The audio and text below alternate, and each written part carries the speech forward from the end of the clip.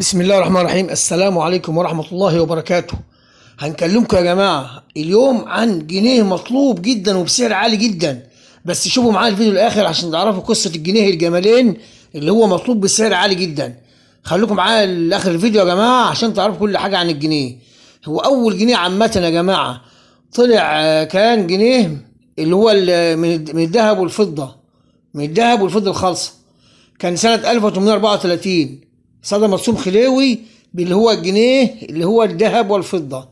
وده جنيه الجمالين ده يا جماعة هو اللي مطلوب حاليا دلوقتي بسعر عالي جدا، سعر عالي جدا. يعني الجنيه الورقي يا جماعة الجمالين ده أول ما صدر خالص كان في 3 إبريل 1899، واللي هو جنيه الجمالين ده يا جماعة. طبعا جنيه الجمالين اللي هو صدر ب 1899 كان مطلوب بسعر $27,000، ما يعادل 750,000 جنيه مصري، اللي هو الجنيه الجمالين.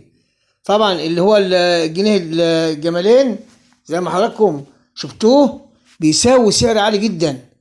وطبعا كان قبل من اول حاجه خالص كان هو الجنيه الذهبي ده يا جماعه اللي كان في مصر سنه 1834، اللي هو كان اول صدور ليه خالص الجنيه اللي هو الذهب، اللي هو الجنيه الذهبي زي ما حضراتكم شايفين يا جماعه. ده كان اول حاجه طلعت في مصر، كان الجنيه الذهب، وكان وزنه بيعادل 7 جرام ونص، حوالي 7 جرام ونص.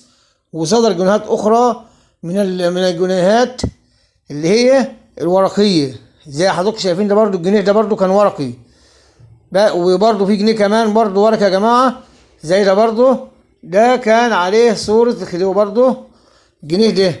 بس اهم شيء يا جماعه في الكلام ده كله اللي هو زي ما قلت لحضرتك جنيه الجمالين، جنيه الجمالين ده المطلوب بسعر عالي. ده لو عندك جنيه الجمالين هتبيعه اقل شيء ب 750,000 جنيه مصري، ما يعادل $27,000، ما يعادل $27,000. الجنيه الجمالين لو موجود عندك بقيت مليونير. طبعا حضراتكم هتشوفوا الفيديو وهجيب لكم دي اول عمله مطلوبه بسعر عالي، وفي عملات تانية ان شاء الله هجيب لكم في الفيديو القادمه.